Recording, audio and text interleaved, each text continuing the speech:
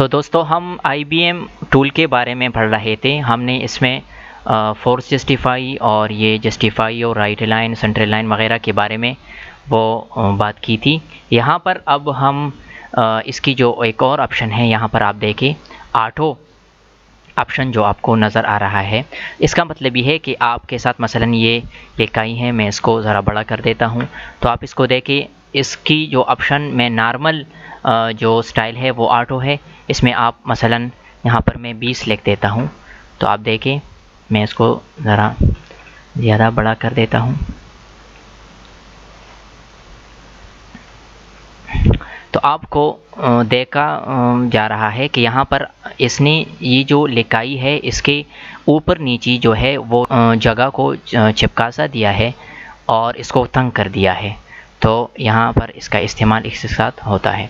यहाँ पर मैं वापस ऑटो कर देता हूँ या 100 कर देता हूँ या ऑटो जो इसकी नॉर्मल वो ऑप्शन है वो मैं वापस लाता हूँ तो यहाँ पर ऑटो ये हो गया। तो अगर आप लिखाई को ऊपर नीचे से वो तंग करना चाहते हैं और इसकी जो चौड़ाई है और इसको अगर आप जो लंबाई है इसको कम करना चाहते हैं तो यहाँ पर ऑटो के साथ वो आप कर सकते हैं। इसके बाद हमारे साथ आप देखें तो यहाँ पर दो लाइनें सी बनी हैं और इसके सामने लगा है 0 पॉइंट। इसका मतलब ये है कि इन दो लाइनों के दरमियान आप जगह कितनी चाहते हैं। अगर आप इसको बढ़ाना घटाना चाहते हैं तो ये यहाँ से हो सकती है, मगर मसलन यहाँ पर जो डिफ़ॉल्ट मकदार है वो है 0 पॉइंट। मैं इसको मसलन कर देता हूँ 10। तो इस पर एंटर करें तो यहाँ पर ये देखें कि यहाँ पर जो दो लकीरों के दरमियान है वो जगह है वो ज़्यादा हो गई है। या मसलन मैं सिलेक्ट कर देता हूँ और यहाँ पर लिख देता हूँ 50। तो ये देखें इनके दरमियान जो लकीरें हैं इनके दरमियान ये जगह है ये ज़्यादा हो गई है। तो यहाँ पर आप यहाँ पर इस जगह को ज़्यादा या कम कर सकते हैं। मैं वापस इसको 0 पर लाता हूँ तो ये इसकी डिफ़ॉल्ट सेटिंग है। जो नॉर्मल सेटिंग है तो ये 0 के साथ है। इसके बाद मैंने लिखाई को सिलेक्ट कर ली और यहाँ पर ये जो आपको नज़र आ रहा है नूरी नस्तालिक, ये मुख्तलिफ़ किस्म के फ़ॉन्ट्स हैं, स्टाइल हैं लिखाई के। अगर आप यहाँ पर कोई और लिखाई का जो फ़ॉन्ट है वो इस्तेमाल करना चाहते हैं तो यहाँ पर आप आ सकते हैं। यहाँ पर इसमें लाहौरी नस्तालिक हैं, ये देखें, ये असर है और ये अकरम है, बतूल है, मुख्तलिफ़ फ़ॉन्ट्स हैं इसमें। आप हस्ब ज़रूरत और अपनी पसंदीदगी के साथ इसको मुख्तलिफ़ इसमें बदल सकते हैं। तो यहाँ पर इसमें ये फ़ॉन्ट है। ऊपर जो ये फ़ॉन्ट है जिसमें एरियल लिखा है, यहाँ पर ये इंग्लिश के फ़ॉन्ट्स हैं। अगर आपने यहाँ पर लिखाई कर ली है इंग्लिश में, मसलन यहाँ पर आएँ और ये उर्दू की जगह आप इंग्लिश कर लें तो अगर आप यहाँ पर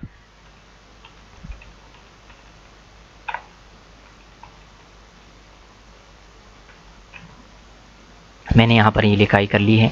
अगर आप इसकी जो फ़ॉन्ट है वो बदलना चाहते हैं तो इंग्लिश के लिए ये ऑप्शन काम नहीं करेगा। ये उर्दू लिखाई के जो फ़ॉन्ट है वो हैं।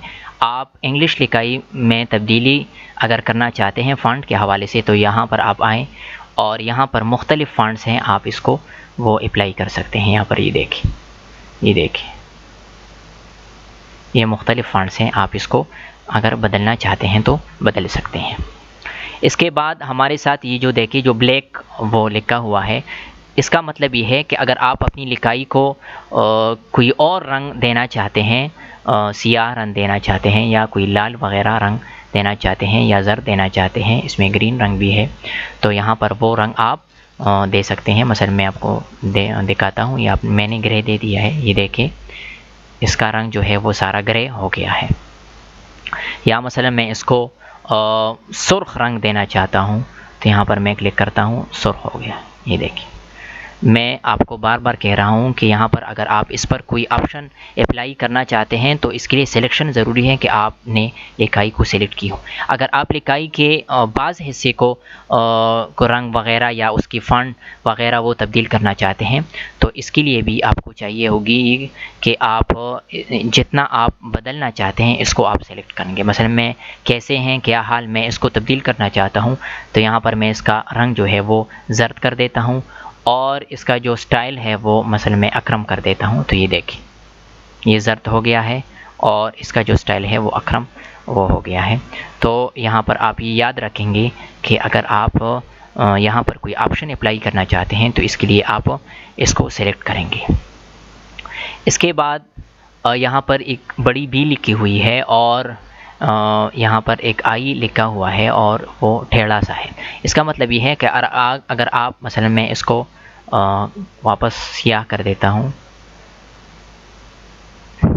अगर आप इसको बोल्ड करना चाहते हैं, बी का मतलब है बोल्ड, यानी आप इस लिखाई पर वो रंग जो है वो ज़्यादा करना चाहते हैं, उसको बोल्ड करना चाहते हैं, तो यहाँ पर इस पर क्लिक करेंगे तो ये बोल्ड हो जाता है।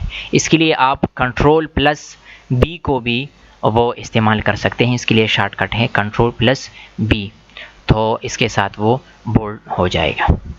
इसी तरह इटालिक का मतलब ये है कि अगर आप इस लिखाई को ज़रा वो टेढ़ा पन इसमें लाना चाहते हैं और इसको ज़रा टेढ़ा करना चाहते हैं तो इसके लिए आप इटालिक वो दबाएंगे तो ये देखिए ये ज़रा वो टेढ़ा सा हो गया है। तो यहाँ पर ये बोल्ड और ये इटालिक इसको कहते हैं। इसके बाद ये जो दो तीर से जो तीर की तरह जो ये दो निशानात हैं, इसका मतलब ये इस पहले का मतलब ये है कि ये लिखाई जो हो ये राइट से लेफ़्ट की तरफ हो, और इस दूसरे तीर का मतलब ये है कि लिखाई वो लेफ़्ट से वो राइट की तरफ हो। तो यहाँ पर ये दो ऑप्शन वो इस्तेमाल होते हैं। मैंने आपको पहले वो सफ़ा बनाते वक्त भी कहा था कि अगर आपकी डॉक्यूमेंट में वो उर्दू लिखाई ज़्यादा है तो आप राइट टू लेफ़्ट वो सेलेक्ट करेंगे, जैसा कि यहाँ पर डिफ़ॉल्ट जो है वो राइट टू लेफ़्ट सेलेक्ट है। और अगर आप इंग्लिश लिखाई आपके डॉक्यूमेंट में ज़्यादा हो और आप इंग्लिश उसमें ज़्यादा लिखना चाहते हो तो इसके लिए आप right to left to right वो इस्तेमाल करेंगे। ये देखें आप, तो अब वो लिखाई जो है वो लेफ़्ट की तरफ से वो होगी। देखिए मैं इसको उर्दू कर देता हूँ वापस, ये देखें तो ये लेफ़्ट की तरफ से वो लिखाई हो रही है। और अगर आप इसको राइट टू लेफ़्ट कर देंगे तो यहाँ देखें अब आप देख सकते हैं कि यहाँ पर जो लिखाई है वो राइट टू लेफ़्ट हो रही है, यानी दाएं से बाएं जाने वो हो रही है।